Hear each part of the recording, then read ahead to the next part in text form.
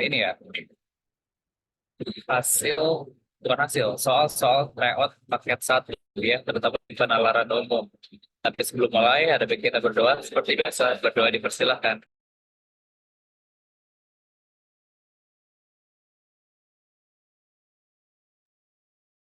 Oke, berdoa tidak pernah cukup. Di sini aku akan izin share screen. Nah,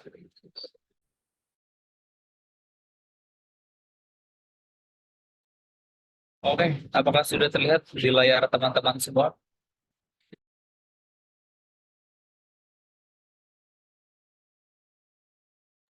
Ada yang masih loading mungkin atau sudah terlihat semua? Sudah Kak terlihat. Oke, terima kasih. Nah, ada berapa soal nih? Di sini kalau nggak salah ada 20 soal ya. 20 soal paket satu penalaran umum. Kita akan coba bahas satu persatu.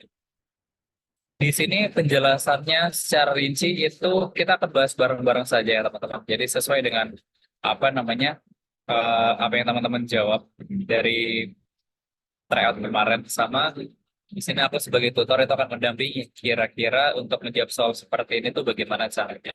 Ada beberapa yang memang bisa menggunakan trik atau ada juga yang bisa ya udah kita harus menggunakan cara tradisional. Kayak di sini kan banyak banget teks ya. Teksnya cukup panjang.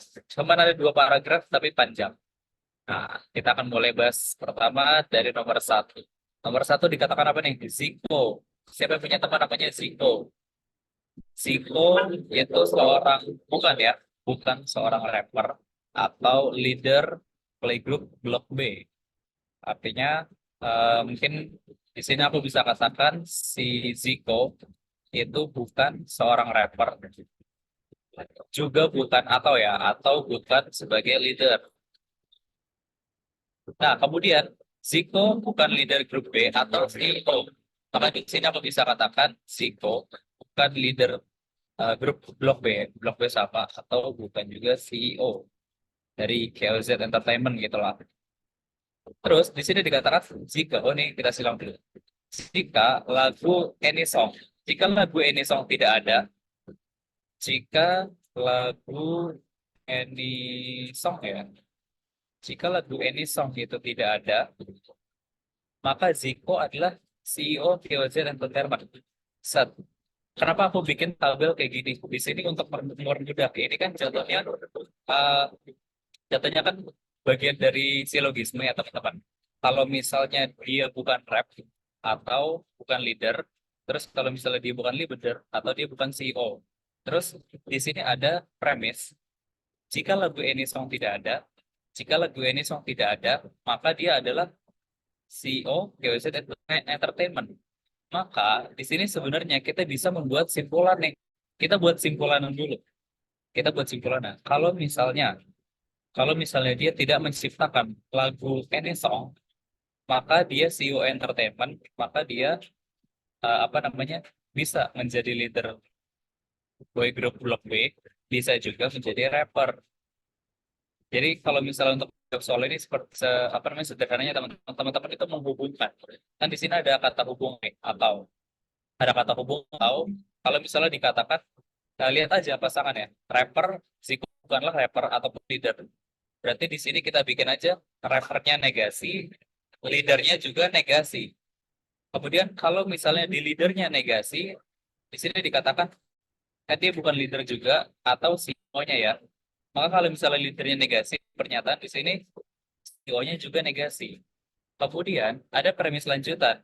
Di sini dikatakan kalau misalnya lagu ini song tidak ada, kalau misalnya kata tidak, berarti kan negasi ya, atau uh, negatif gitu lah, kalimat negatif itu kan tidak. Nah, maka Zico merupakan CEO GOC Entertainment. Maka ada koneksi nih antara lagu ini song dengan CEO. Di sini kita mengoneksikan ketika lagu ini song itu tidak ada, maka di CEO Entertainment, maka ini akan berpengaruh ke koneksinya dengan leader status leader boy group Blok B sama status rappernya seperti itu. Maka kalau misalnya kita ingin mendapatkan simpulan, yang paling mudah adalah kita lihat kalimat pertama itu ngomongin apa, rapper. Kemudian kalimat terakhir ngomongin any song. kita cari aja simpulan yang menghubungkan premis pertamanya sebagai rapper dan premis terakhirnya sebagai any song gitu. Nah, jadi kita mungkin bisa dapatkan dari opsi A, B, C, D, E. Itu yang paling mendekati adalah yang ini ya, rapper dan any song. Itu adalah simpulan yang bisa kita dapatkan. Kak, bagaimana dengan ingkarannya? Ingkaran itu apa sih? Ingkaran itu adalah kalimat negasi jatuhnya. Kalimat negasi. Kalimat negasi itu apa? Kalimat negasi adalah kalimat yang memiliki kata-kata negatif atau kata-kata yang bertolak belakang seperti kata tidak. Jadi tidak harus negasinya itu ada di kata-kata rapper, tapi dalam satu kalimat ini itu memiliki kata-kata ingkaran seperti itu, memiliki sifat ingkaran seperti itu. Jadi cara mudahnya adalah teman-teman menghubungkan dulu nih dari Zico seorang rapper leader itu mereka punya dihubungan sama atau kemudian leader dengan CEO itu juga dihubungkan sama atau ini. Oh, kita pakai ini. Nah, kemudian CEO itu dihubungkan dengan any song. Maka ini any song itu juga bisa berkorelasi dengan rapper secara tidak langsung. Untuk nomor satu, kira-kira dari teman-teman ada pertanyaan? Jadi ini jawabannya adalah yang A.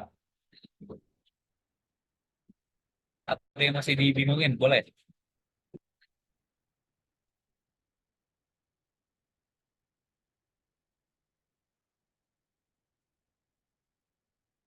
Mana? Ada yang bingung mungkin?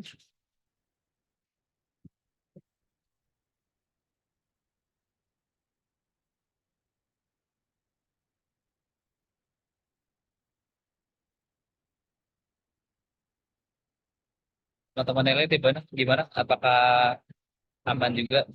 Gak apa-apa kalau misalnya masih ada yang dibingungin dari penjelasan tuh bisa pulang. Tapi kalau misalnya aman, kita akan coba lanjut. Oke, sebentar aman ya.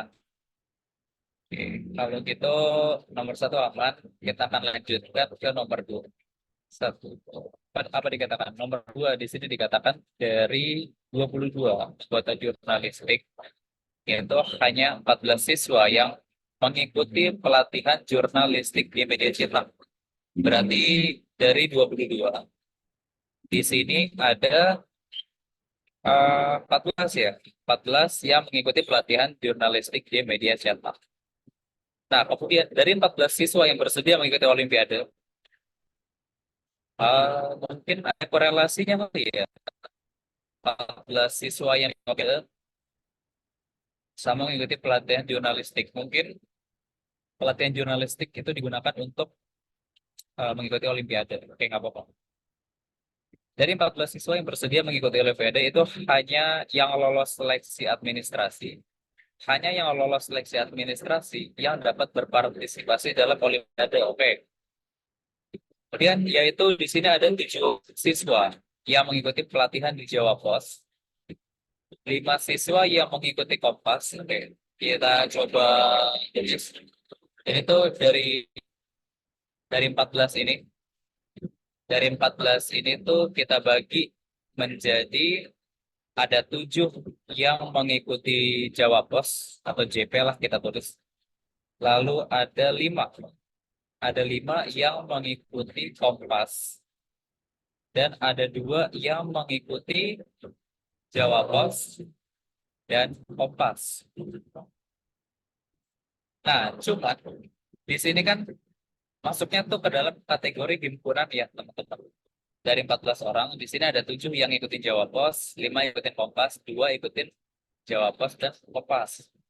Nah, kalau misalnya kita masuk ke pertanyaan, berdasarkan keterangan tersebut, kira-kira perbandingan banyaknya siswa yang tidak lolos seleksi administrasi dengan banyaknya siswa yang mengikuti pelatihan Jawa Pos aja atau Kompas aja.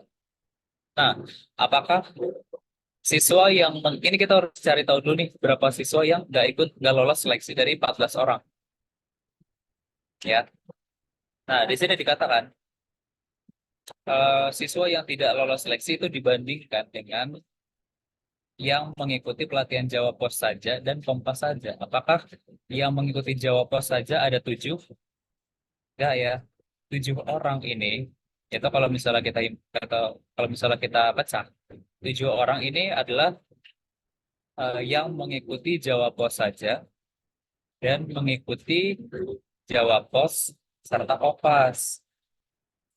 Ya, jadi di dalam himpunan, kalau misalnya 7 orang dikatakan mengikuti Jawa Pos, itu bukan berarti 7 orang itu cuma mengikuti Jawa Pos saja.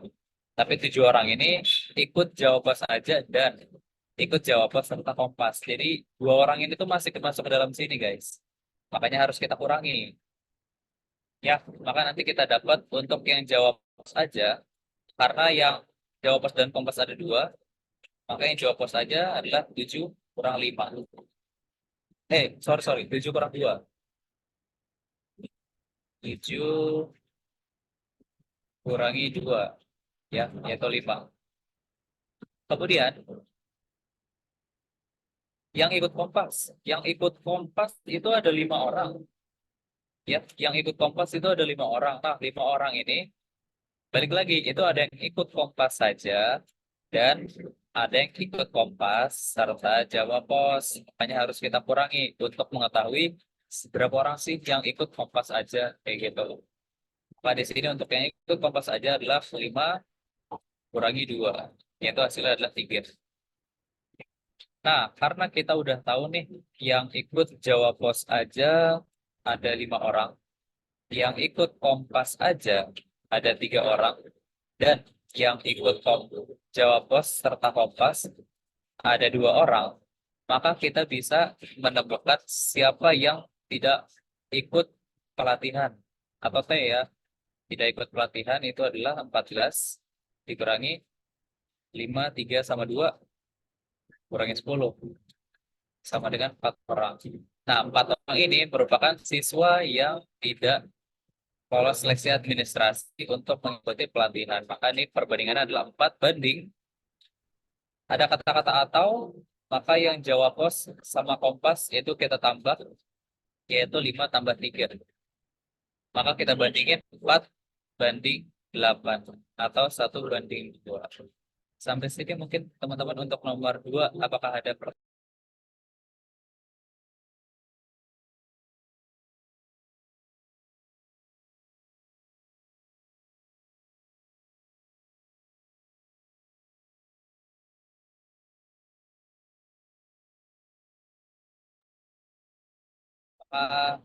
Cukup jelas atau mau dicerna dulu? Kalau mau dicerna dulu silakan.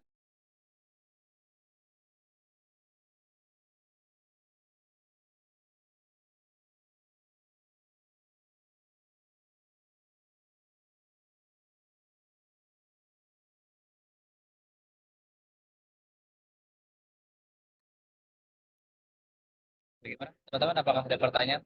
Kalau misalnya tidak ada pertanyaan, coba ketik 3 di kolom chat biar kita lanjut ke nomor 3.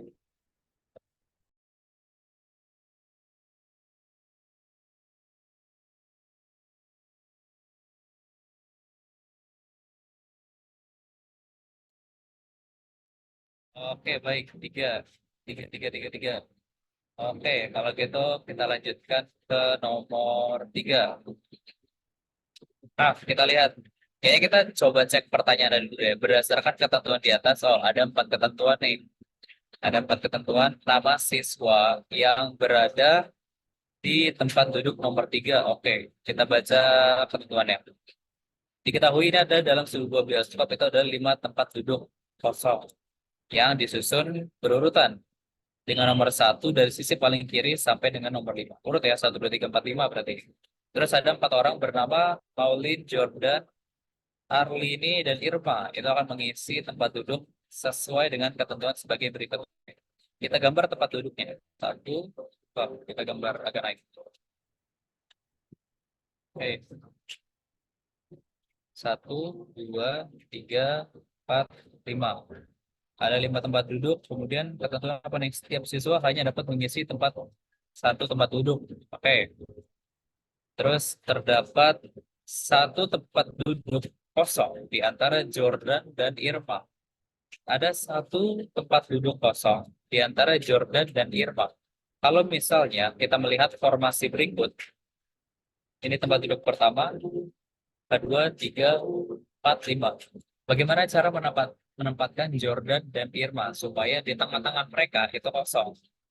Ada beberapa opsi. Yang pertama Jordan di sini, kemudian Irma di sini.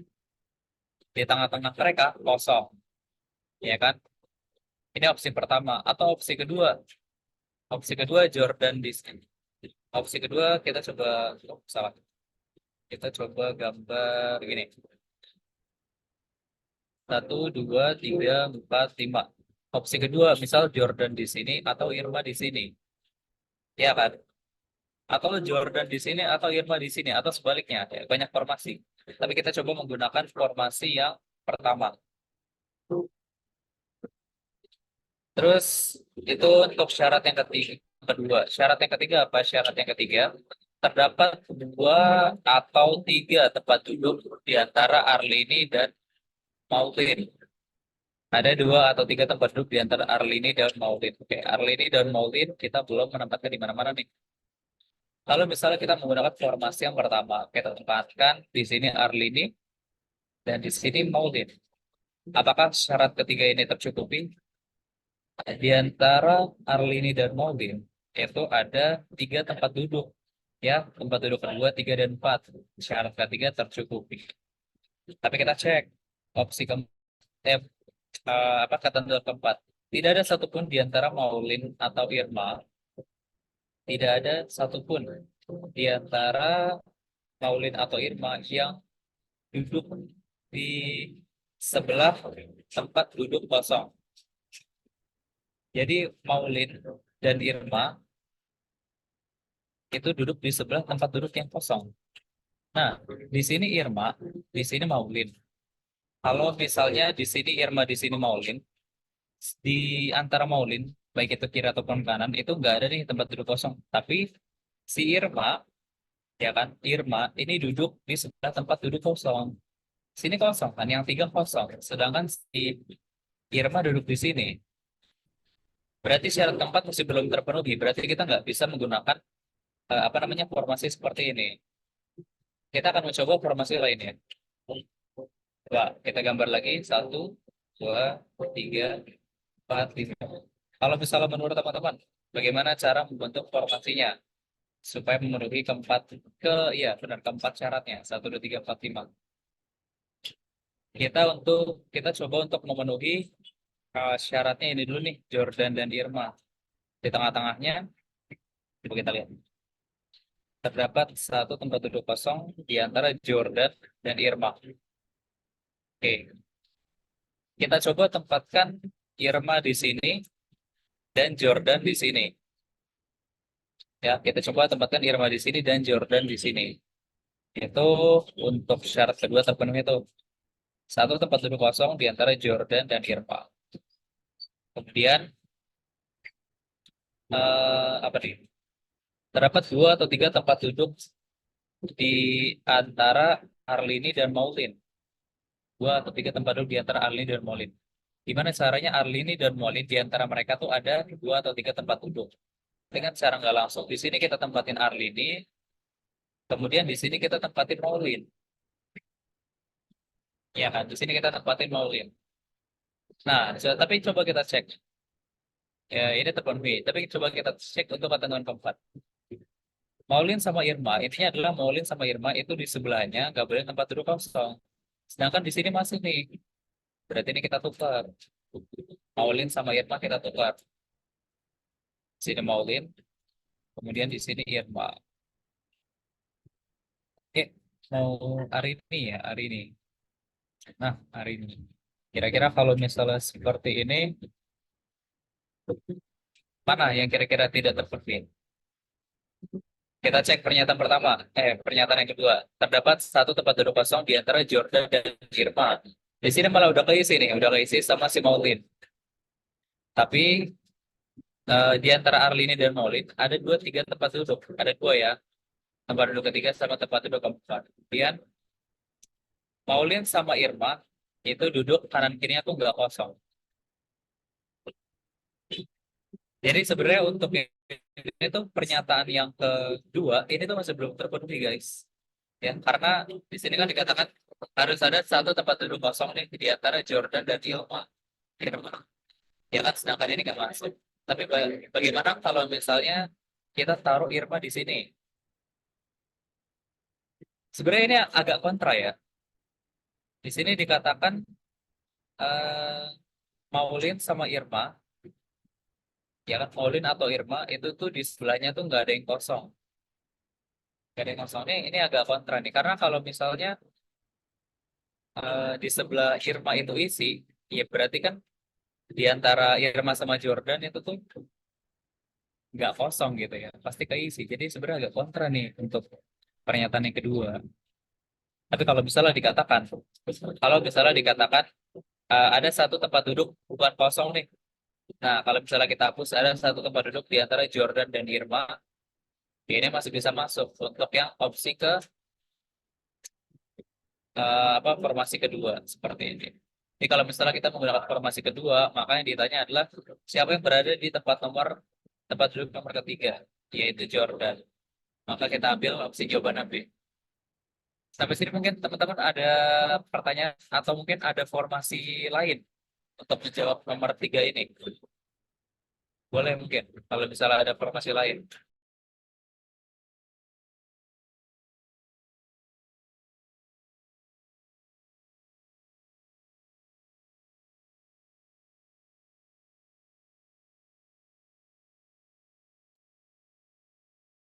Apakah nomor tiga cukup dapat dipahami teman-teman?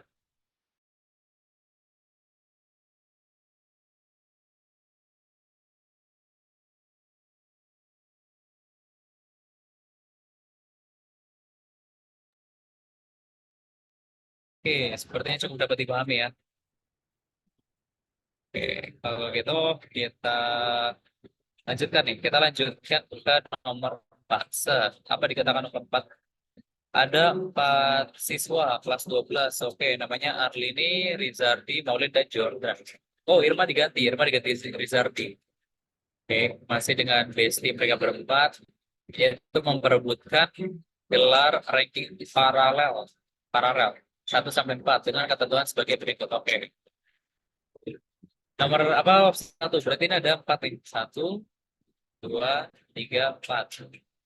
Setiap ranking hanya bisa didapat oleh satu siswa. Ya lah jelas lah ya. Ini terpenuhi lah dengan opsi apapun. Nomor 2, Rizardi bukan juara pertama. Kalau Rizardi bukan juara pertama, maka kita bisa tempatkan Rizardi bisa di sini, dan bisa di sini. Oke.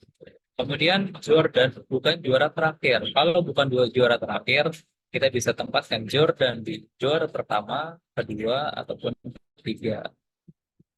Terus nomor 4, juara yang diperoleh Maulin tidak berurutan dengan Rizarti maupun Jordan. Apa maksud dari tidak berurutan? Berurutan kan 1, 2, 3 atau 2, 3, 4.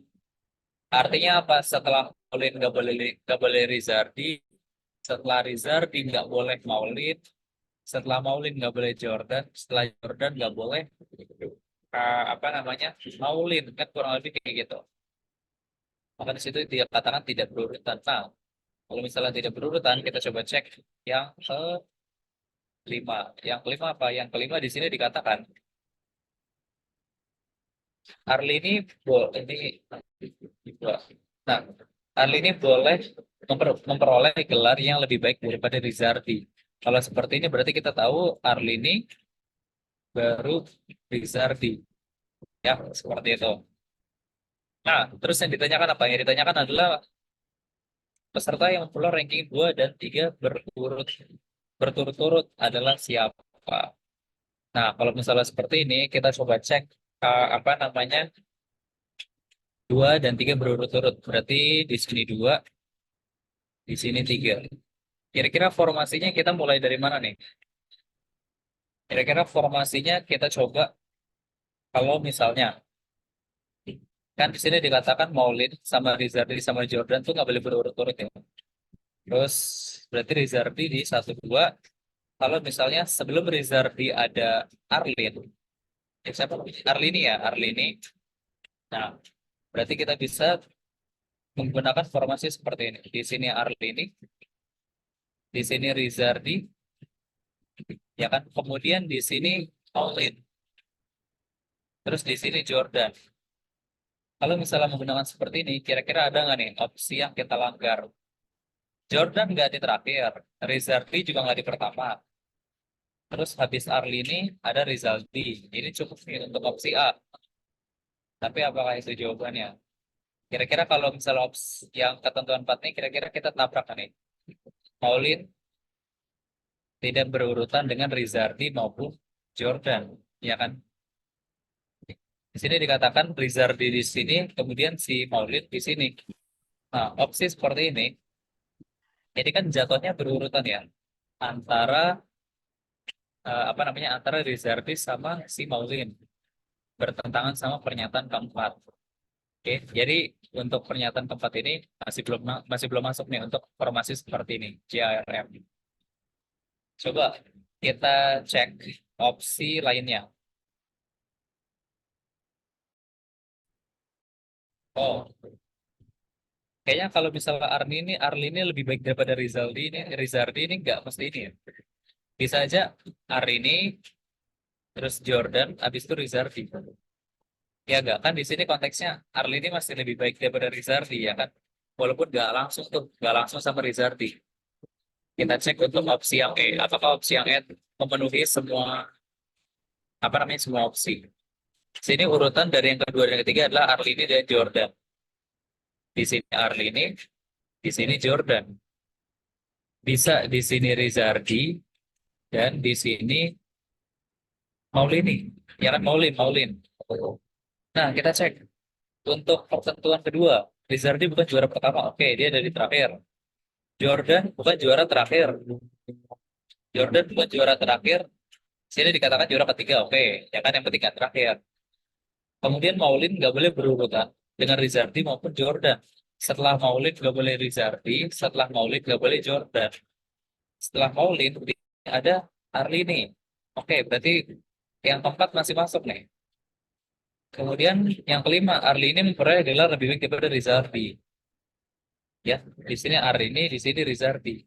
Jadi Arlini yang kedua, Rizardi yang keempat. Nah, berarti di sini ini opsi adalah yang apa namanya berdasarkan ketentuan 1, 2, 3, 4. Ini yang paling mendekati itu seperti itu. Nah, silakan dari teman-teman kira-kira ada formasi lain ya nih? Mungkin opsi B, C, atau D yang kira-kira mungkin kita bisa breakdown di sini. Di sini kita sama bernalar, guys. Gimana untuk nomor 4? Boleh kalau misalnya dicoba-coba atau apa namanya punya formasi yang lebih kuat.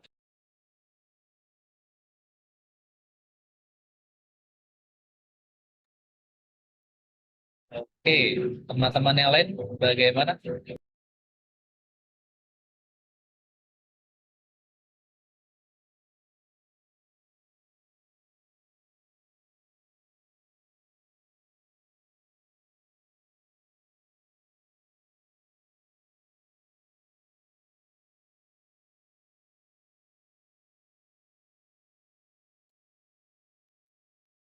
Oke, baik.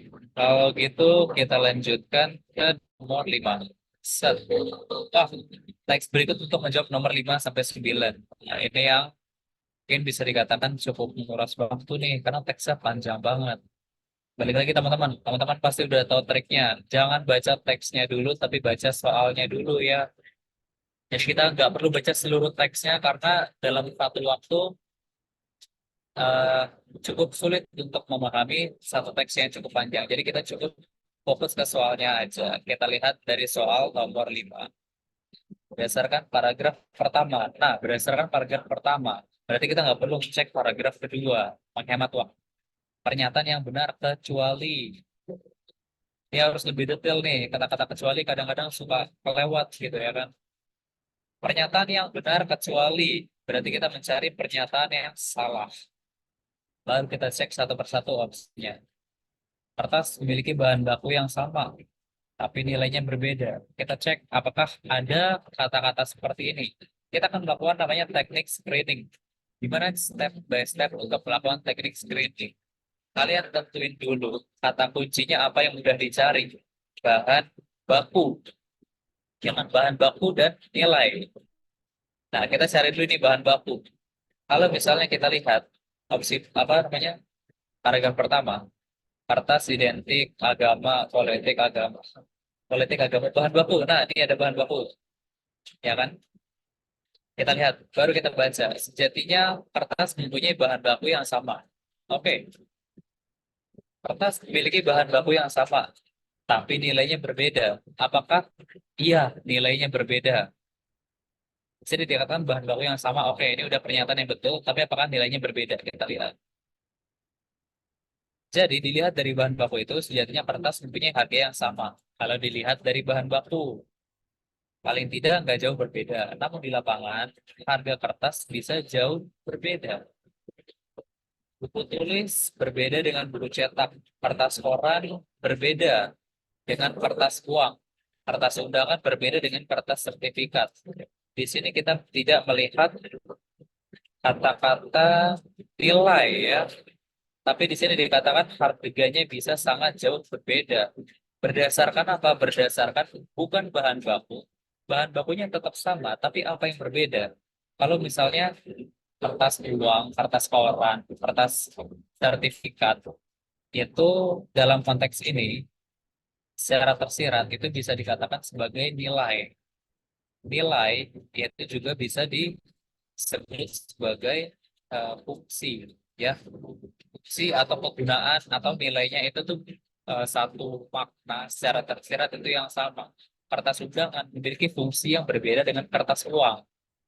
Ya kan, kalau misalnya fungsinya beda, nilainya juga beda. Kertas undangan lebih cenderung lebih murah daripada kertas uang. Maka di sini secara tersirat kita bisa katakan nih yang memperkuat jauh berbeda. Harga yang mengacu ke nilai, ya. Jadi untuk opsi A ini adalah pernyataan yang benar. Kita cari yang kecuali. Ya. Udah benar-benar nyari yang benar, malah disuruh minta yang salah. Gitu kan? Serba salah. Nah, opsi B. Kertas tidak selalu bernasib munjur. Munjur apa ya? Ada yang tahu munjur apa? Ini adalah kata kunci yang bisa kita lakukan screening kepada paragraf 1. Munjur. Nah, ini kata-kata munjur. Paling simpel ratusan ribu bestseller kertas sobek sejarah dibuang, rongsokan, rusak, bakar kitab itu kacau.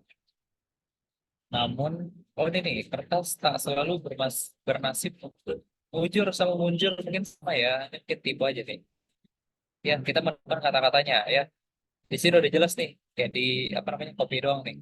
Kertas tak selalu bernasib mujur. Kertas tidak selalu bernasib munjur. Jadi pernyataannya sama. Kemudian manusia sama seperti kertas. Kita cari mana manusia. Sekitar kita tumpukan kertas berakhir pada pembakaran massal. Nah, kertas itu, oh ini nih, kertas ternyata identik dengan manusia. Identik itu serupa, maknanya sama dan serupa, maknanya sama dengan sama ya.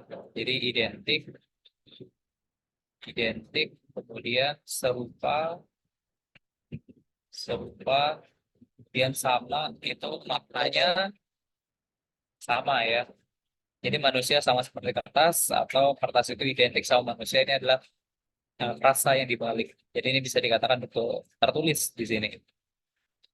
Kemudian yang D apa dikatakan? Yang D dikatakan kertas tidak hanya soal nilai dan fungsi. Nah, kita lihat nih, kertas tidak hanya soal nilai dan fungsi. Nilai serta fungsi kita lihat.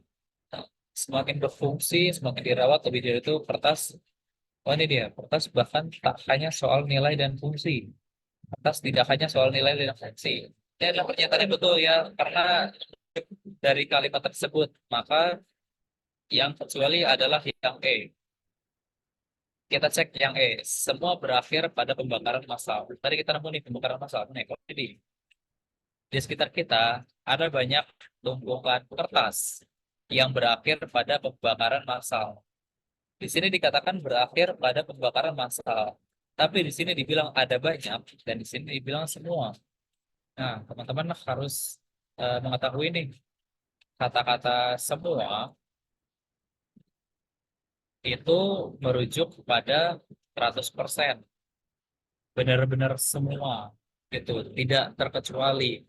Tapi kalau misalnya ada banyak kayak gini ya, nih ada banyak. Kalau misalnya ada banyak itu tidak semua. banyak, tapi nggak semua. Itu maknanya di situ.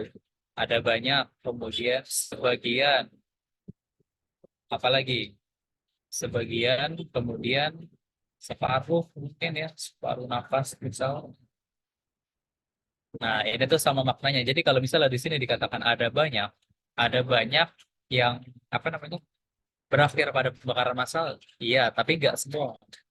Maka konteks semua ini yang mengacu pada pernyataan yang salah seperti itu.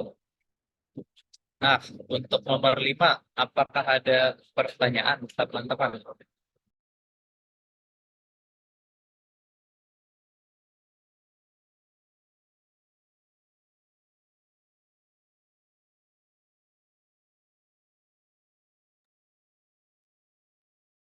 Ya, jadi aku review sedikit. Jadi kalau misalnya teman-teman dikasih soal paragrafnya sepanjang ini, gak usah baca dulu deh gitu kan. Kadang malas membaca itu bisa menguntungkan. Jadi jangan baca semuanya, teman-teman cek dulu aja soalnya. Pada paragraf pertama, ya udah kita fokus saja ke paragraf pertama. Paragraf kedua nanti dulu. Habis itu cek opsi per opsi. Habis itu kita ambil kata kuncinya, lalu kita lakukan screening. Screening itu sebenarnya bukan teknik ujian, jadinya teknik baca cepat.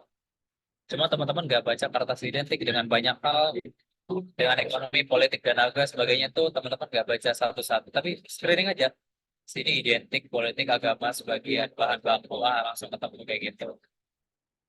Habis itu baru cek deh, apakah sesuai dengan diksinya atau tidak. Kalau tidak ada pertanyaan, kita coba lanjutkan ke nomor 6. Nomor 6, apa yang ditanya? Pada paragraf pertama, oke, kita mengacu ke paragraf sama lagi. Kata bernilai yang dicetak tebal merujuk pada, oh ini ya bernilai.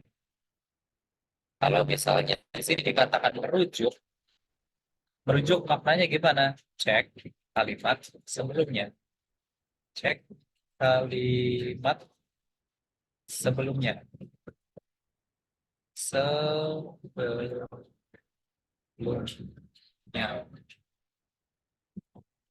Oke. Jadi untuk mengenal kita diminta untuk mengecek kalimat sebelumnya sebelum kata bernilai. Ini adalah bernilai, ini ada titik, maka kita cek kalimat yang ini. Sederhana saja, betapa kertas itu ternyata identik dengan manusia. Semakin bernilai, semakin dijaga. Kalau misalnya teman-teman baca, kira-kira bernilai itu merujuk pada kata, ada apa aja nih? Di sini ada kertas manusia, buku, rongsokan, pembakaran massal. Cek aja paragraf sebelumnya. Gak ada kata-kata pembakaran massal. Sederhana saja betapa kertas itu identik dengan manusia, tidak ada rongsokan, tidak ada buku. Apakah yang bernilai itu manusia atau kertasnya? Iya, betul. Jelas di sini bernilai kita merujuk pada kertasnya ya, bukan manusia. Sederhana saja, betapa kertas, kita ngomongin kertas, itu identik sama manusia. Semakin bernilai, ya berarti kertasnya yang bernilai ya kan? Karena kita ngomongin kertas di awal. Seperti itu untuk nomor 6. Kalau nomor 6, kira-kira ada pertanyaan mungkin dari teman-teman? Silakan. Jadi bukan trik, tipsnya adalah teman-teman kalau ada kata-kata merujuk, cek kalimat sebelumnya. Boleh kalau misalnya ada pertanyaan, atau kita lanjutkan. Kalau kita lanjutkan, boleh ketik 7 dulu nih di kolom chat. Kita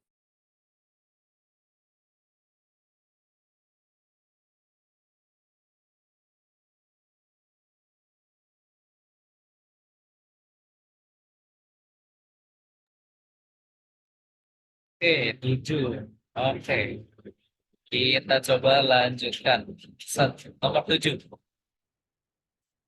Berikut ini kalimat yang tidak memiliki arti sama dengan kata tengara. Bukan tenggara ya, tengara. Pada paragraf kedua. Nah, sekarang kita bahas paragraf kedua. Ada di mana kalimat tengara itu? Kalimat tengara ada di sini. Tengara bahwa zaman kertas akan punah bukan karena akan habisnya kertas. Agak rancu ya, bahkan aku sendiri jarang mendengar kata-kata tengara.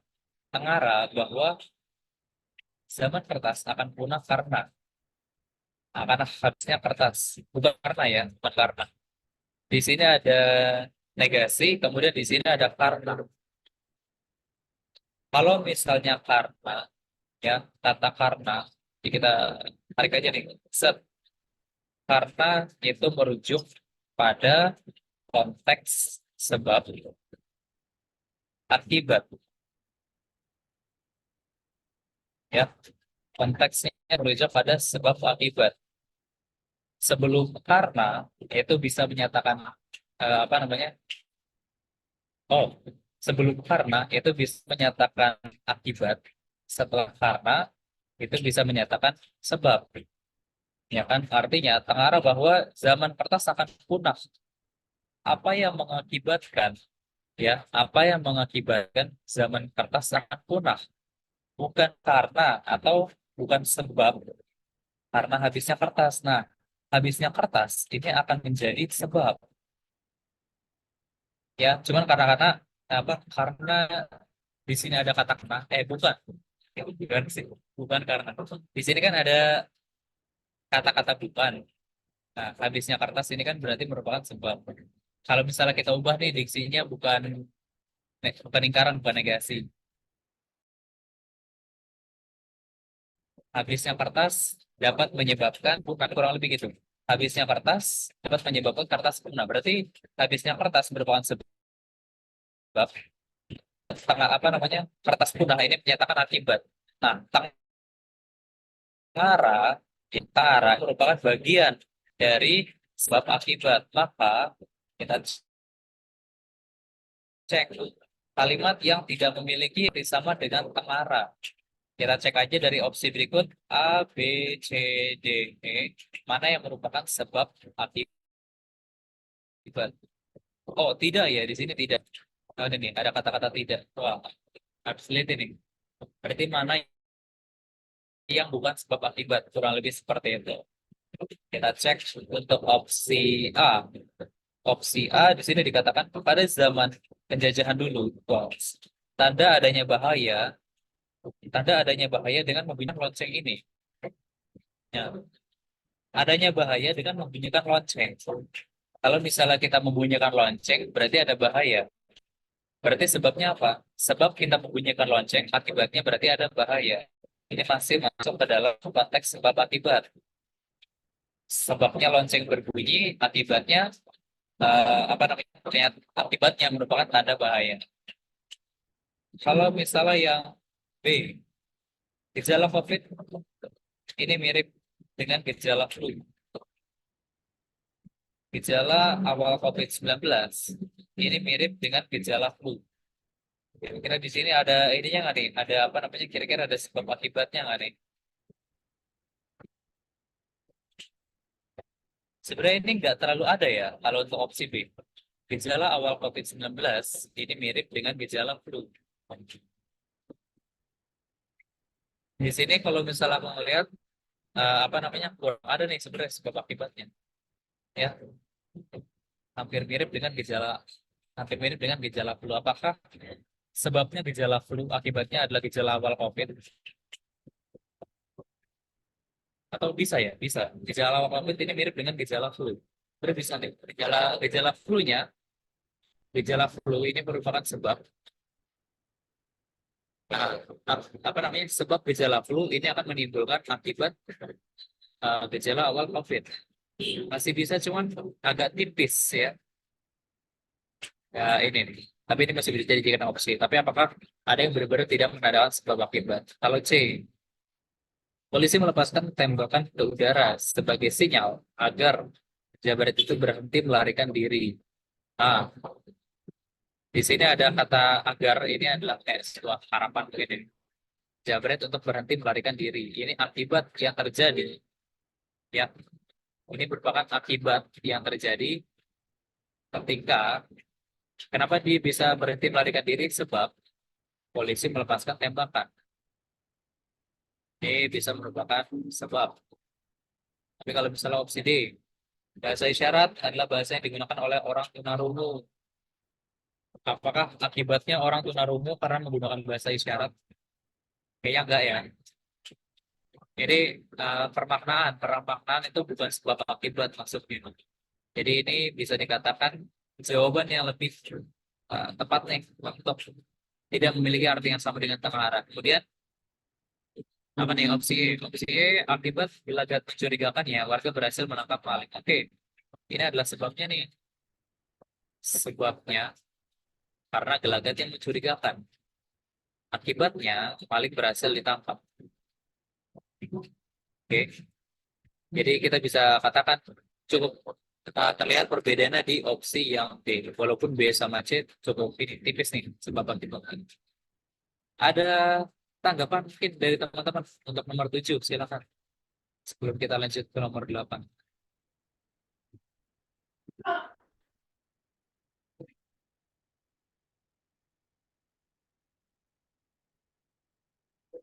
Oke, belum ada ya. Kita lanjutkan ke nomor 8. 8. Apa alasan budaya kertas dimulai disingkirkan? Nah, ini unik nih. Ini tidak ada acuan. Ya, tidak ada acuan apa alasan budaya kertas mulai disingkirkan. Kita cek mana budaya kertas. Kira-kira ini mungkin di paragraf terakhir kali ya, karena biasanya tuh runtut tuh, dari paragraf awal sampai akhir. Kita cek mulai di disingkirkan. Tengara, jikalau ban kertas habis, hutan tipis ditebang, punah zaman kertas punah ditemukan, positif, punahnya atau budaya dengan berita positif dalam huruf apa nih budayanya? Apa alasan budaya kertas mulai disingkirkan?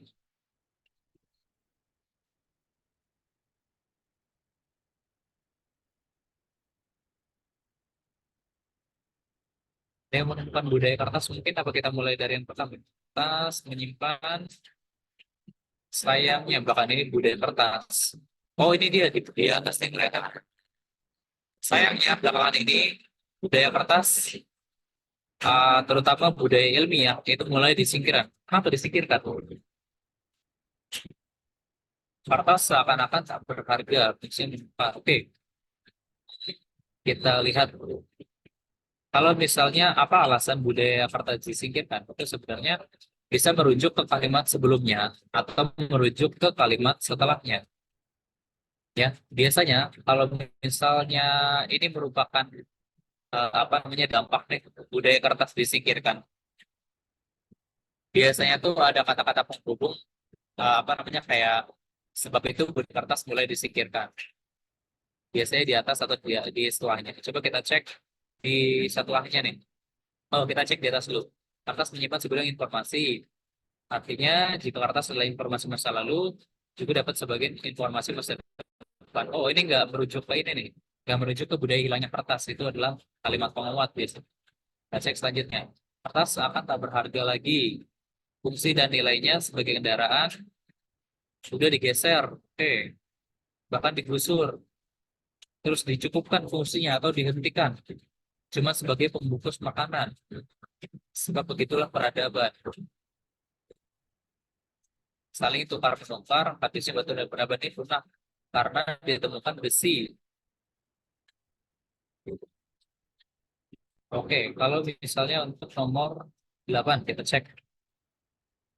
Kepunahan budaya kertas berkaitan dengan habisnya kertas. Apakah kertas berkaitan dengan habisnya kertas? Di sini dikatakan punahnya kertas itu bukan karena habisnya kertas. Jikalau bahan buku kertas hanya dari pohon, pohon bisa ditanam. Bahkan dengan mudah. Jikalau alasannya, oh ini adalah beberapa alasan mengapa budaya kertas mulai disingkirkan, ya kan? Jadi pertama budaya kertas mulai disingkirkan. Kemudian di sini di paragraf selanjutnya dikatakan fungsinya mulai dialihkan. Kemudian di sini dikatakan kira-kira apa sih mengapa budaya kertas mulai disingkirkan? Bukan alasan pohon, karena pohon bisa ditanam. Bukan karena hutan makin tipis, kertas bisa didaur ulang. Artinya, oh ada nih, punahnya zaman kertas tidak ada kaitannya sama habisnya kertas. Tapi punahnya zaman kertas untuk tradisi ilmiah lebih pada ditemukannya teknologi baru. Ya, jadi di sini dikatakan budaya kertas khususnya untuk tradisi ilmiah teknologi baru. Mana yang ada kata-kata teknologi baru? Ya, opsi B seperti itu. Ya, jadi di sini dikatakan Bukan karena habisnya kertas gitu kan, karena kertas dari pohon, pohon bisa ditanam, bukan karena pohon juga. Kemudian nilai fungsi ini juga merupakan bukan pergeseran, pergeseran itu bahkan lebih ke akibat setelah budaya kertas disingkirkan. Menurut peminat literasi, literasi malah nggak disebut sama sekali. Jadi yang paling tepat adalah opsi B. Jadi seperti itu untuk nomor 8 tersebut. Jadi kita ternyata harus baca ekstra ya. Biasanya langsung ditemukan nih di paragraf selanjutnya, tapi ternyata tidak. Kita harus baca dulu setiap paragrafnya, setiap kalimatnya, ternyata ditemuin. Sini kan ngerinciin alasan-alasannya kira-kira apa nih. Ternyata yang paling tepat adalah teknologi baru. Itu untuk nomor 8. Ada pertanyaan mungkin? Silakan.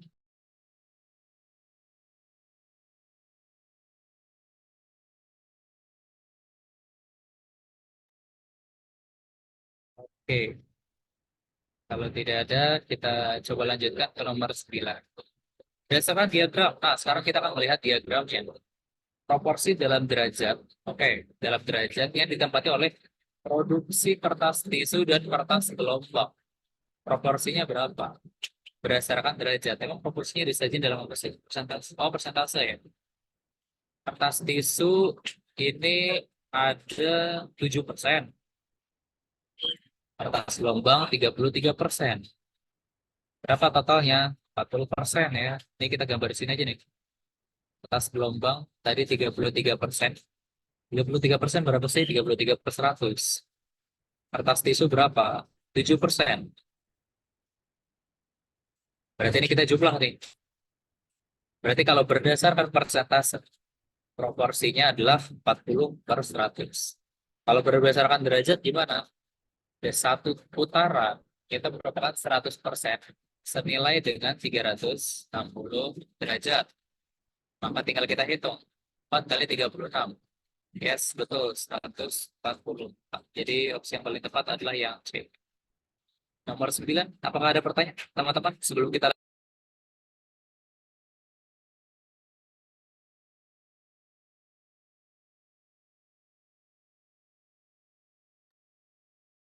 Oke, aman ya. Kalau gitu kita lanjutkan ke nomor 10. Oh, 10 sampai 11. Ini adalah teks juga nih. Cukup cukup panjang ya. Di sini malah ada 3 paragraf, tapi cuma untuk menjawab 3 nomor. Balik lagi kita cek pertanyaannya dulu, baru kita cek opsinya. Nah, nomor 10 dikatakan berdasarkan paragraf pertama. Jadi kita fokus saja ke paragraf pertama. Mana yang paling mungkin mati kebakaran. Kebakaran itu apa sih? Kebakaran itu merupakan kata bentuk ya dari ke pakar dan an. Pakar itu apa sih? Pakar itu sama dengan ahli, ya. Kepakaran ahli atau andal. Nah, paragraf pertama kita cek mana yang menyatakan kepakaran. Kita lihat mati kepakaran. Langsung melakukan screening mana kata-kata mati kebakaran. Googling pengetahuan, sayangnya melimpah pengetahuan kontak informasi egaliter suara ingusan mendesak bau mendadak ahli suara ingusan mendadak ahli bukan berita sinonim mendadak ahli tidak ada penghormatan pengetahuan oh ini dia matinya kebakaran. Inilah yang disebutnya matinya kebakaran. Inilah yang disebutnya matinya kebakaran berarti mengacu ke kalimat-kalimat sebelumnya. Apa yang pernyataan yang mungkin menandakan matinya kebakaran? Kita cek opsinya. Opsinya kenapa pakar atau kepakaran itu atau keahlian, kemampuan dalam ahli sesuatu itu mati. Kalau dari opsi pertama, opsi A, apakah karena media digital itu membuat kepakaran menjadi mati atau tumpul gitu kan, atau karena adanya teknologi canggih, cari kebenaran ilmu pengetahuan atau media digital berperan dalam penyebaran. Terus nih media digital, budaya berpikir habis. Kita baca kalimat-kalimat sebelumnya. Oke. Nah, googling. Ketika googling, segalanya cukup beres. Semua pengetahuan dan informasi terkait langsung. Misalnya, saya kan melimpahnya informasi tanpa saringan. Oke, informasi dan pengetahuan ini tanpa saringan yang ketat.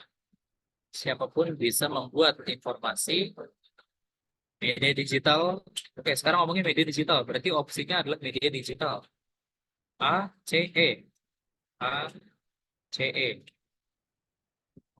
Opsinya adalah media digital. Terlalu egaliter, sehingga suara setiap orang didengar dan dibungkus. Egaliter tuh apa namanya, bebas sekali ya, terlalu belak-belakan atau apa namanya, tidak teratur. Jadi setiap orang tuh didengar dan dibungkus. Tak ada bedanya lagi suara anak ingusan dengan suara guru besar. Oh, ini maksudnya suara ingusan ini sedikit rasa ya. Nah, istilah suara anak ingusan. Semua mendadak ahli. Sayang sekali, semua mendadak ahli sama sekali bukan berita positif. Semuanya mendadak ahli, seakan-akan ahli. Mendadak ahli sinonim dengan mendadak tidak ahli. Ada penghormatan dan penghormatan. Oke, jadi konteksnya adalah dalam media digital. Apakah karena media digital cenderung berdampak negatif pada ilmu kepakaran? Ini mungkin nih ya kan. Karena tadi dikatakan media digital itu semuanya mendadak ahli ya kan. Dan semua informasi itu egaliter atau tidak terpapar ya kan. Terpapar tuh kayak tercerna dengan baik gitu kan, teruji dan lain-lain. Jadi berdampak negatif pada ilmu kepakaran. Ini mungkin ya kan. Apakah media digital berperan paling penting dalam penyebaran ilmu pengetahuan? Ini sebenarnya iya, peran paling penting dalam penyebaran ilmu pengetahuan. Tapi penyebaran ilmu pengetahuan itu nggak menjadi faktor matinya kepakaran. Kan yang ditanya adalah matinya kepakaran. Jadi saya kurang tepat. Media digital tidak menjadi penyebab utama penyebaran berita hoax. Oh, ini jelas-jelas salah nih. Harusnya menjadi penyebab utama. Jadi yang paling tepat adalah opsi A. Nah, ada pertanyaan mungkin dari teman-teman nomor 10. Aman ya, kepakaran. Mungkin dalam koleksi ini teman-teman harus apa namanya, sedikit ini nih, ber- membaca banyak karena banyak kata-kata yang cukup apa namanya, kayak ahli, pakar dan lain-lain gitu, atau kata bentukan. Nah, begitu kita lanjutkan. Nomor 11. Berdasarkan paragraf ketiga, kebrutalan hidup. Banyak ini ya, banyak apa namanya istilah kebrutalan hidup gitu. Kita cek nomor 11. Paragraf ketiga, kebrutalan hidup. Mana kebrutalan hidup? Bayangkan betapa, oh ini nih, oh langsung di kalimat pertama. Bayangkan betapa brutalnya hidup. Ya kan, kenapa bisa dikatakan brutalnya hidup, ya kan? Kan kurang lebih pertanyaan gitu. Brutalan hidup merujuk kepada, itu diomongin di awal. Ya kan, brutalan hidup, maka kita harus lihat kalimat selanjutnya. Membuka hari saja, membuka hari. Oh, membuka hari maksudnya tuh memulai hari gitu ya. Mulai hari aja, itu udah ikut serta memberikan informasi tanpa saringan. Tanpa saringan ya, artinya itu kita share-share aja gitu kan, mau bener mau salah gitu kan.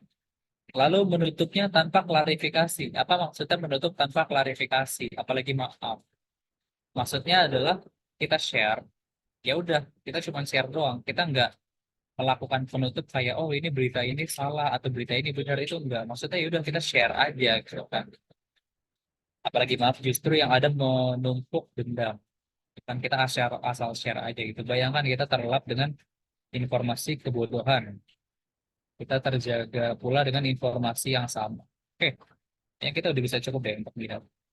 Opsi A, kebrutalan hidup. Apakah mengacu pada kebiasaan masyarakat yang terasingkan dan mengasingkan diri? Ini udah jelas-jelas enggak ya. Tadi kebrutalan hidup itu ditujukan pada orang-orang yang nge-share informasi tanpa ada kata-kata penjelasan atau tanpa ada kata-kata penutup lainnya gitu ya kan. Sedangkan ini diomongin terasingkan, jelas-jelas beda banget konteksnya. Kalau B, tidak ada kesadaran masyarakat akan pergeseran nilai fungsi kertas. Ini ngomongin kertas sama sekali nggak ada nih yang dari kita baca ya. Kecuali di paragraf sebelumnya malah. Pola pikir masyarakat yang menjadi sok pintar. karena mudahnya mengakses informasi. Oke, apakah menjadi sok pintar ini bisa mengacu ke orang-orang yang nyebarin informasi? Sebenarnya ini mungkin. Tapi apakah ini pernyataan yang tepat? Kita cek opsi selanjutnya. Pola hidup bermasyarakat yang fokus pada media digital sehingga terbiasa berdasarkan hoax. Oke, ini mungkin juga mudahnya menyebarkan informasi. Mudahnya masyarakat dalam menyebarkan informasi. Nah, teman-teman, kalau misalnya teman-teman mendapatkan mudahnya masyarakat dalam menyebarkan informasi kayak gini, sebenarnya kan makna kata mudahnya masyarakat itu bisa berefek negatif ataupun positif. Ya, jadi kalau misalnya ada dua makna gini tuh ini jangan dipilih. Mudahnya masyarakat dalam menyebarkan informasi. Konteksnya mudahnya adalah mudah disebar dan mudah diterima atau ya udah gampang. Kalau globalisasi itu kan beda. Nah, tadi kalau misalnya kita baca lagi, ini adalah tentang penyebaran informasi yang mau itu benar, mau itu salah, yang penting nyebarin. Ya kan tanpa saringan berarti ngacunya kemana guys? Yes, ngacunya adalah ke hoax. Ya, orang yang menyebarkan itu dalam konteks tadi kebrutalan hidup itu bukan masuk ke dalam sok pintar. Kenapa? Karena dia tuh nyebar doang, nggak berkata-kata, nggak berpendapat yang tanpa teruji itu enggak. Tapi dia nyebarin doang, dan itu diterima oleh orang-orang yang asal terima aja. Makanya ini masuknya adalah ke lebih ke hoax. Seperti itu. Ada pertanyaan mungkin untuk nomor 11? Silakan kalau ada pertanyaan.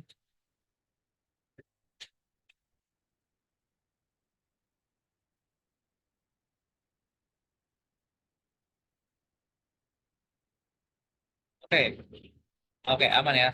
Kalau misalnya aman, kita coba lanjutkan ke nomor 12. Nah, simpulan.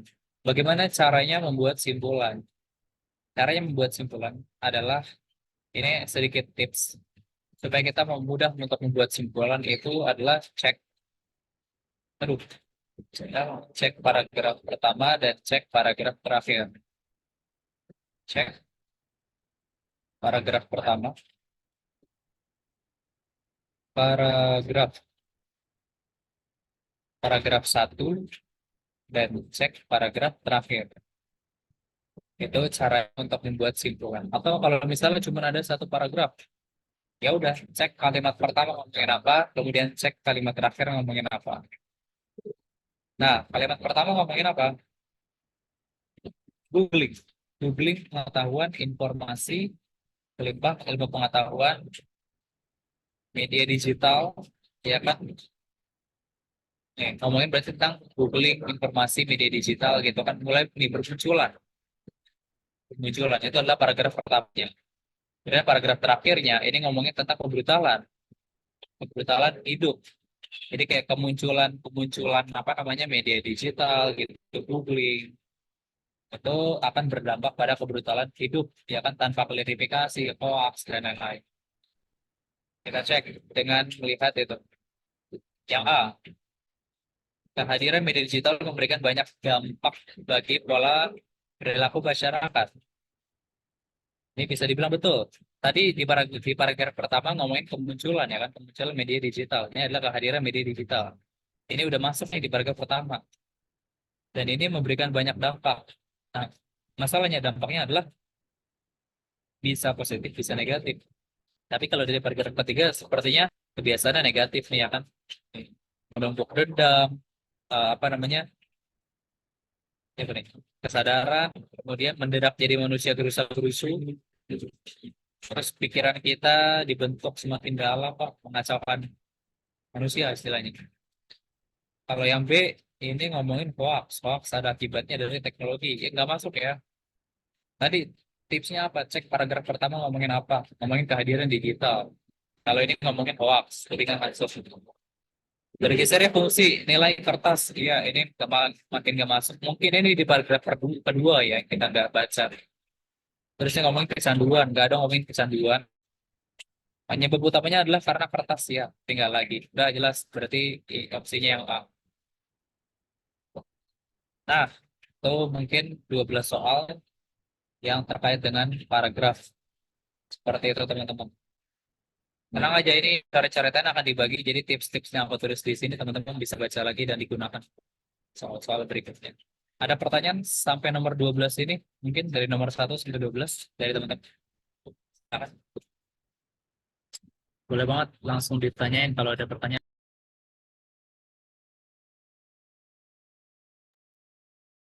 Kalau misalnya nggak ada pertanyaan, cek ombak dong. Boleh ketik 13 untuk lanjut di kolom chat. Boleh ketik 13. Yuk, cek ombak dulu yuk.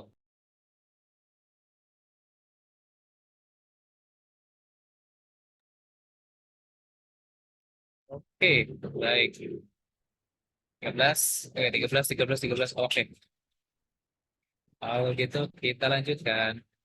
Nomor 13. Apa nih? Terdapat 4 kotak. Ada A, B, C, D di atas meja. Akan disusun. Oh, ini ketentuan susunannya. Yang ditanya adalah berdasarkan 5 ketentuan ya. Ada 5 ketentuan. Persisnya mungkin dari amplop. Amplop ya. Ini ngomongin kotak atau amplop nih? Amplop kali ya. Kotak. Dari kiri ke kanan. Tet, tet, tet, tet.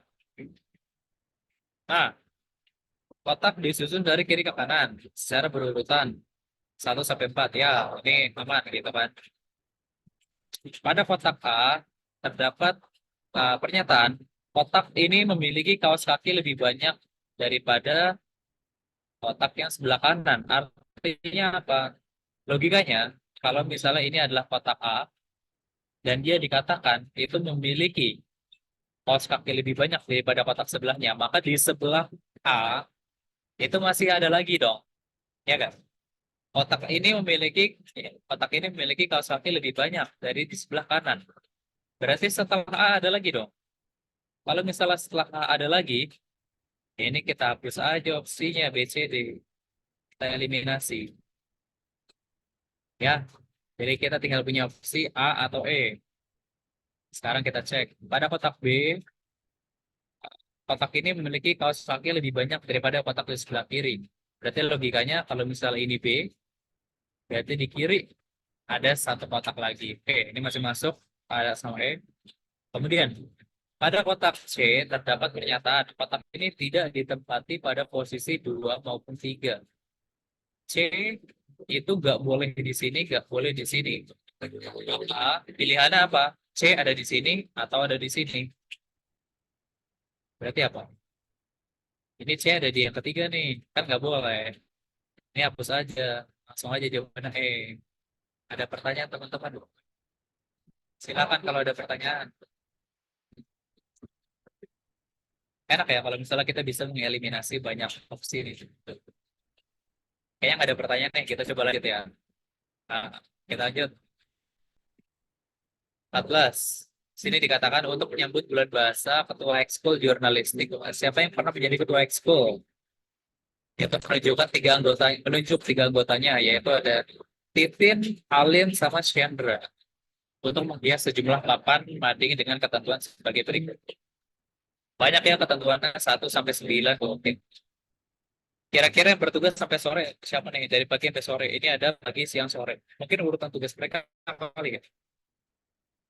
Pelaksanaan menghias 8 pagi, siang, sore. Oh, ini ada 3 nih, pagi, siang, sore. Kegiatannya tuh ada bahannya, itu ada cat, ada origami, sama ada pita. Cukup ya untuk 3 orang, Titin, Alin, sama Chandra. Siapa yang kerja di pagi, siang, atau sore? Siapa yang kerjain cat? Siapa yang gambar? Nempel origami, siapa yang nempel pita? Masing-masing anggota jurnalistik ini menghias papan mading dengan alat dan waktu yang berbeda. Ya, gitu lah. Titin diminta untuk melakukan tugas papan mading setelah chat. Oh, berarti ngechat dulu, baru Titin kerja. Ya kan? Urutannya gitu. Ngechat dulu, baru Titin kerja. Masalahnya siapa yang ngechat gitu kan? Titin diminta untuk melaksanakan tugas setelah papan dinding dicat ya. Papan mading dicat setelah Alin menyelesaikan tugasnya.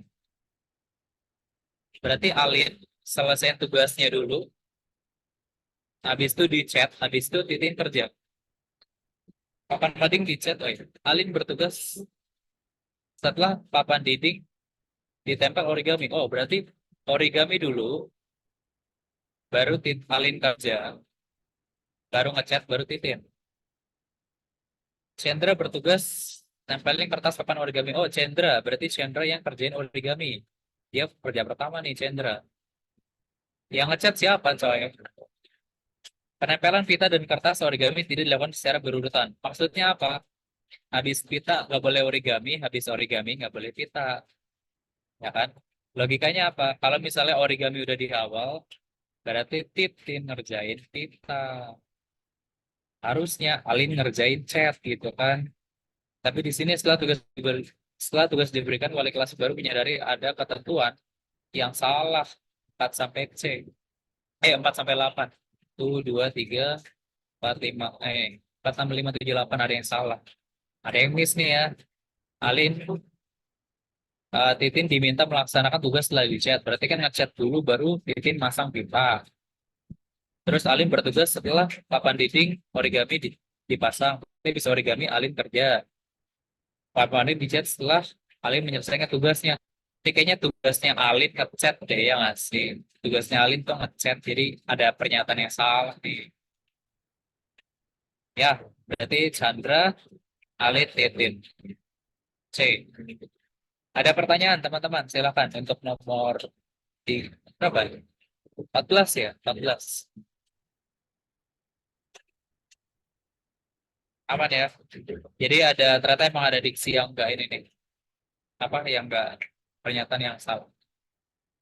Lanjut ke nomor 15. Oh, oke, kita mulai masuk ke dalam matematika. Nomor 15. Kira-kira berapa nih angkanya? Coba kita bahas. 2, 7, 13, 20, 28. Ini tambah 5. Ini tambah 6. Selanjutnya tambah 7.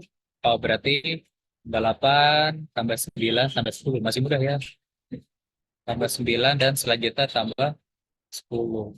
Ini 47, maka di sini 37. Aku rasa teman-teman bisa nebak nih nomor 15. Ini aku anggap aman. 16. Kira-kira mana nilai berikut yang paling mendekati akar dari 64,64? Akar dari 64 itu merupakan 8. Gimana cara mengerjakan ini teman-teman? Cara ngerjainnya gini. Akar-akaran. 64,64. Berapa kali berapa kuadrat yang hasilnya 64? 8. Ini berarti 64. Kita kurangi hasilnya 0. Kalau misalnya di depan 0, berarti di sini kita tambahin 0. Ya, tambahin 0. Kalau misalnya akar-akaran, ini bukan bagian ya guys, ini akar-akaran. Ini kan 8 kuadrat, itu kan 64. 64 kurangi 64, 0. Selanjutnya adalah 0,64. Ya gitu, berarti 8, 0. Berarti opsinya kalau nggak A, C. Tinggal kita tambahin nih, komanya ini kan ada 2. Set. Terus ini kan 64 nih, ini belakangnya 4. Ya kan belakangnya 4. 4 itu kira-kira berapa kuadrat yang belakangnya 4? 2 kuadrat atau 8 kuadrat. Ya. Nah, 0, ya, ini sisa 0 ini, 0 lebih kecil daripada 8. Maka kita akan menggunakan 2. Ya, maka di sini adalah 8,2 sekian. Kalau misalnya di sini merupakan 9, ya kan, sisanya adalah 9, maka kita akan menggunakan 8. Maka dari 8,02, yang paling mendekati adalah yang C. Jadi seperti itu caranya untuk akar-akaran guys, nomor 16. Gimana ya, nomor 16. Kita ada pertanyaan mungkin nomor 16, silakan. Kalau misalnya kecepatan mungkin.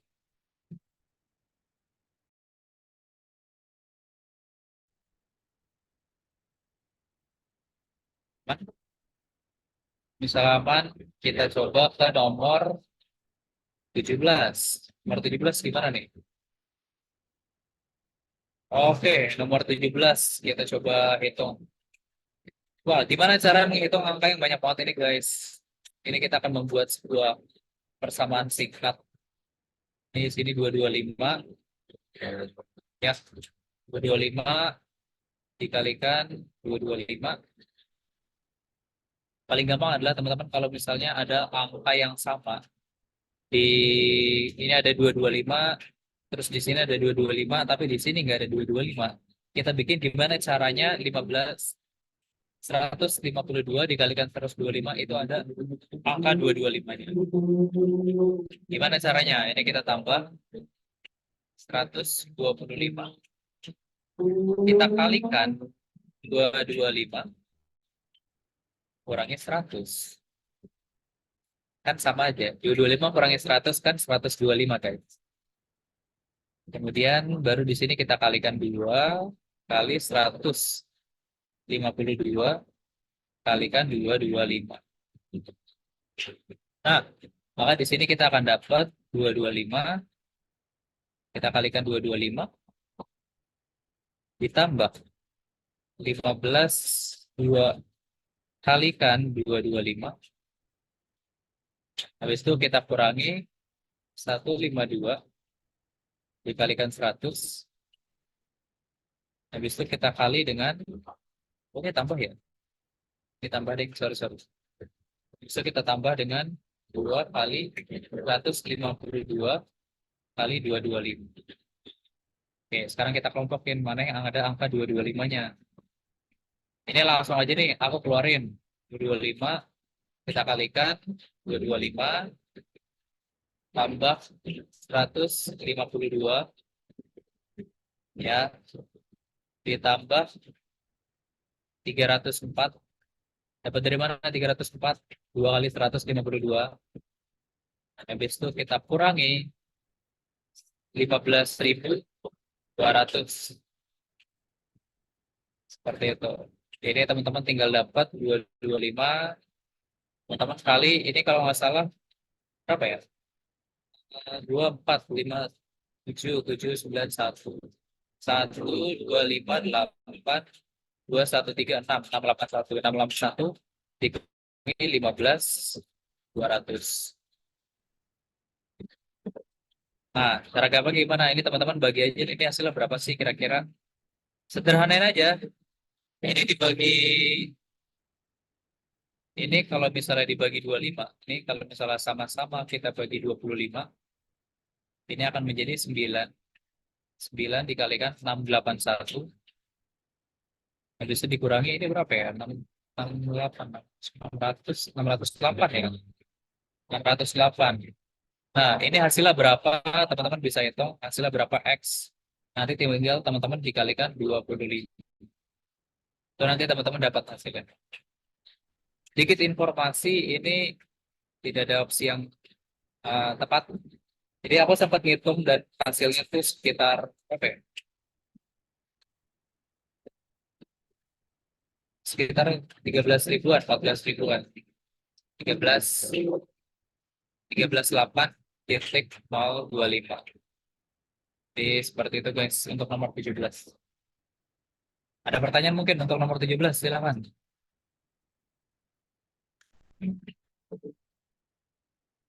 Mana ya? Kalau aman, kita lanjutkan ke nomor 18. 18 apa dikatakan?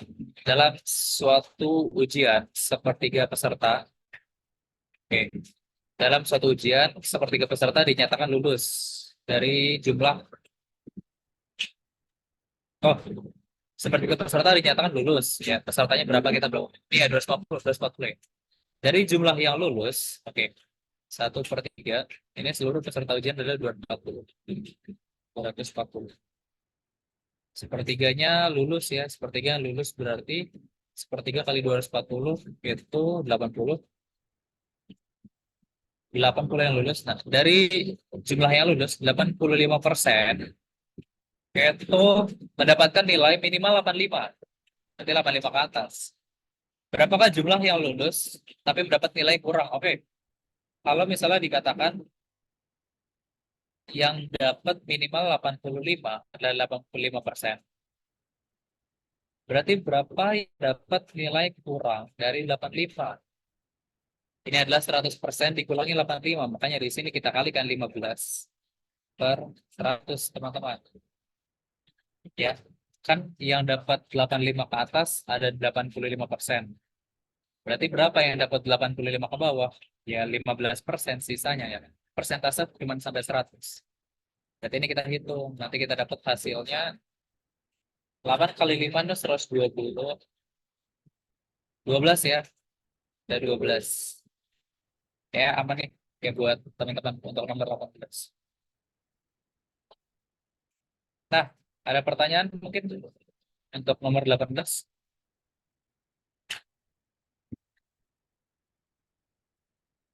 Belum ada?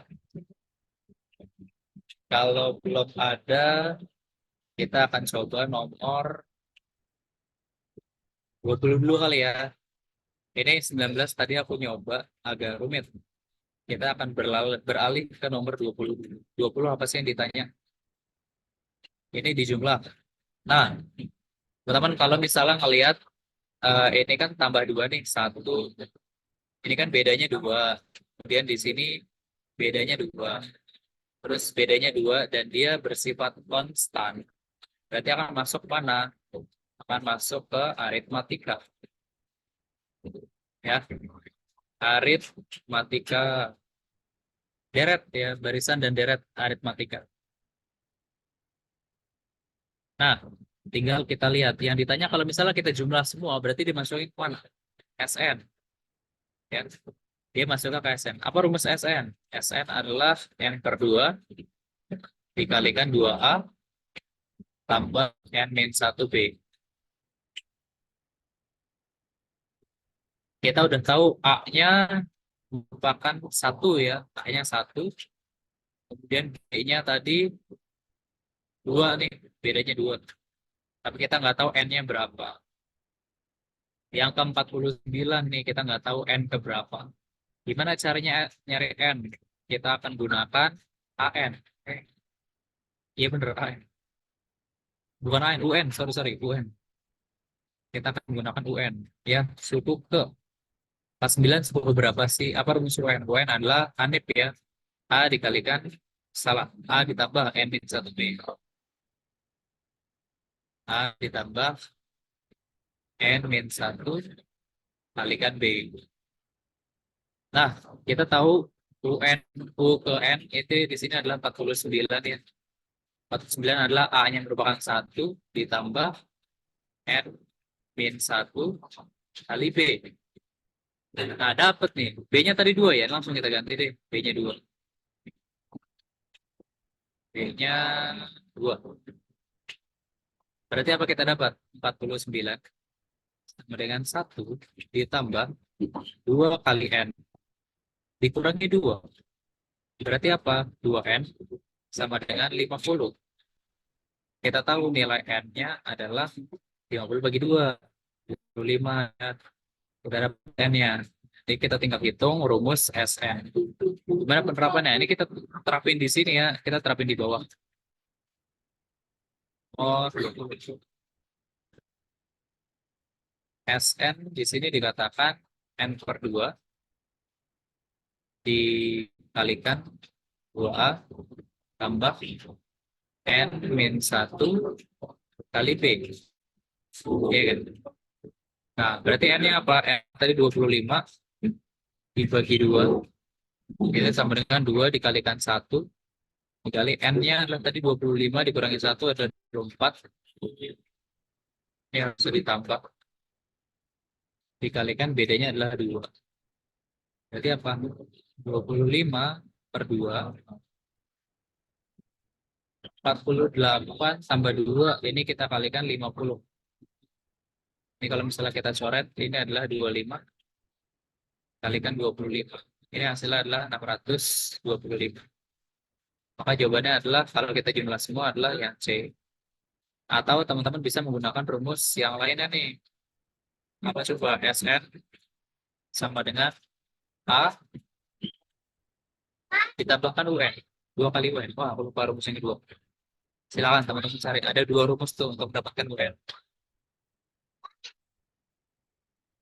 Nah, untuk soal nomor terakhir, 19. Sebelum kita masuk ke soal nomor terakhir, saya combang dulu.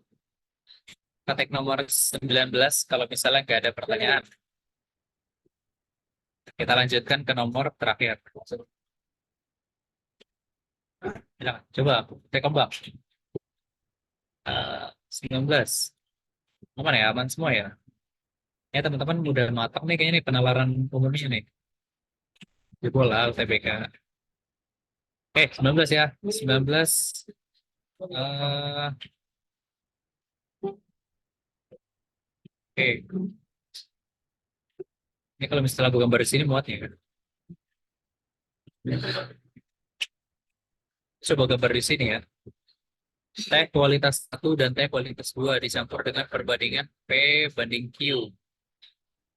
Harga teh kualitas satu dan kualitas 2 tiap kilogramnya adalah 15.000 untuk kualitas satu dan 17.000 untuk kualitas 2. Jika harga teh kualitas satu naik dan harga teh kualitas 2 turun, tapi harga teh campuran tiap kilogram, oke, harga teh ini teh ya, teh campuran tiap kilogram tidak berubah.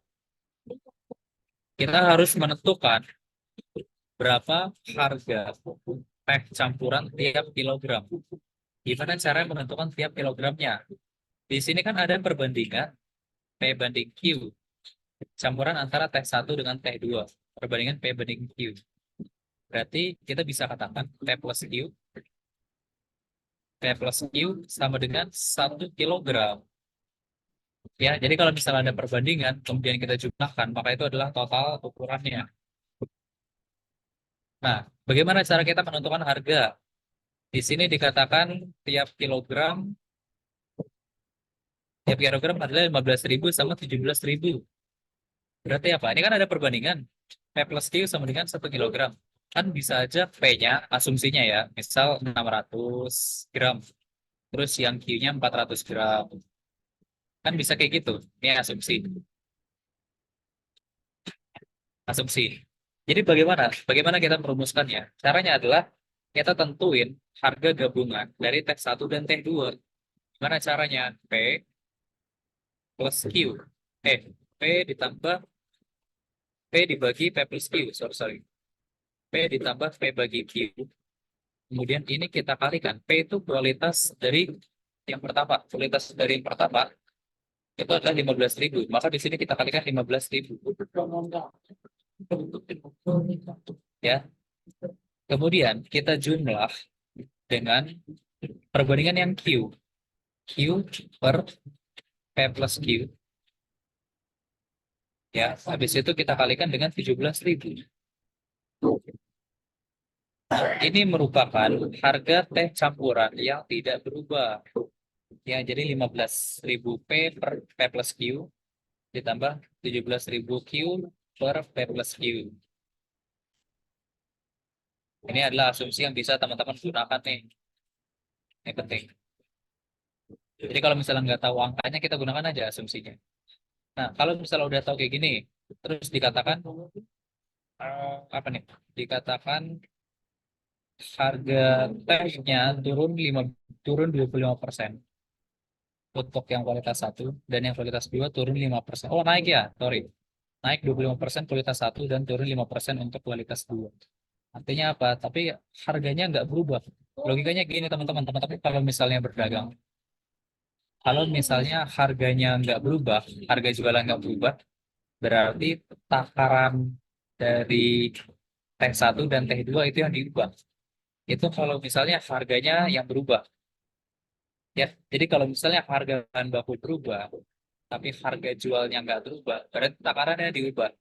Berarti P sama Q ini takarannya diubah, guys.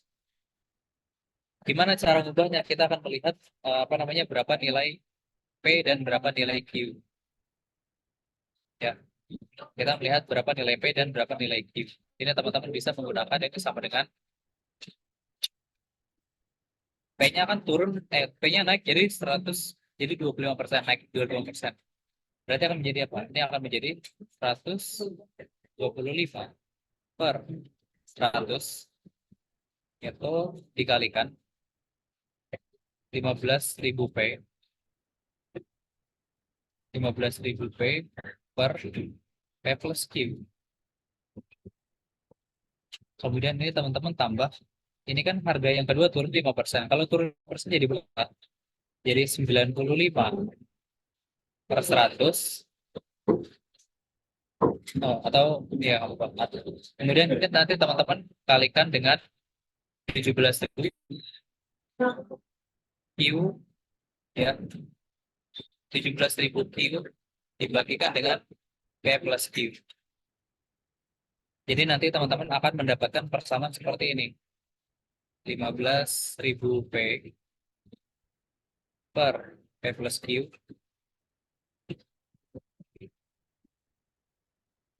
15.000 P per P plus Q. Kemudian ini dijumlah dengan 17.000 Q per P plus Q. Ini akan sama dengan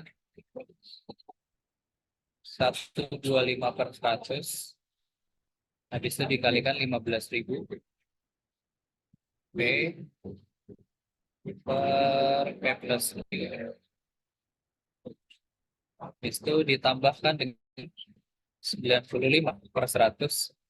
Sorry, ini 95 per 100 dikalikan 17.000 Q per P plus Q. Nah, menggunakan matematika aljabar, teman-teman bisa merumuskan berapa nilai P dan berapa nilai Q. Karena terdapat dua persamaan. Ini adalah sama dengan. Oke, karena waktunya sudah habis, mungkin teman-teman bisa mencobakan rumus terakhir ini di apa namanya setelah kelas ini. Jadi mungkin aku cukupkan. Siapa tahu teman-teman mau istirahat dan mau melanjutkan kegiatan lain. Ada pertanyaan sebelum kita akhiri, teman-teman? Silakan. Kalau misalnya nggak ada pertanyaan, boleh ketik 5 di kolom chat. Ketik terus 5 ya. Oke, baik. Kalau misalnya tidak ada pertanyaan, aku cukupkan. Terima kasih banyak untuk teman-teman yang udah menghadiri pembelajaran pada sore hari ini. Maaf kalau misalnya agak ngaret sedikit dan kalau misalnya suara kuris. Sampai jumpa di lain waktu. Terima kasih. Tetap semangat. Sampai jumpa. Selamat sore. Bye-bye.